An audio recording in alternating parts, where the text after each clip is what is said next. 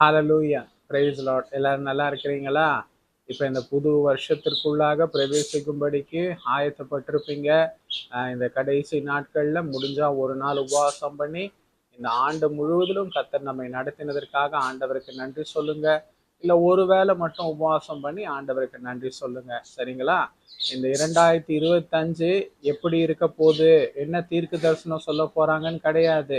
இந்த 2025ல நீங்க எந்த அளவுக்கு தேவனுக்கு விட்டு கொடுத்து அவர் வார்த்தையின்படி நடக்க போறீங்களோ அதை பொறுத்து தான் அந்த தீர்க்க தரிசனமும் வாக்கு தத்தங்களும் உங்க வாழ்க்கையில ஆசீர்வாதமாக வார்த்தை மனு உருவாகும், வார்த்தை செயல்பாட்டுல வரும். அதனால வாக்கு தத்தம் கொடுத்துட்டாங்க, இதோ இது ஆசீர்வாதமான ஆண்டு, அற்புதத்தின் ஆண்டுன்னு சொல்லி 2025 முன்குறிச்சிட்டு இந்த பெரிய தீர்க்கதரிசி அவர் சொல்லிட்டாரு ஏமாந்துடாதீங்க. உங்க வாழ்க்கை பரிசுத்தமும் நீதியும் இருக்கணும்.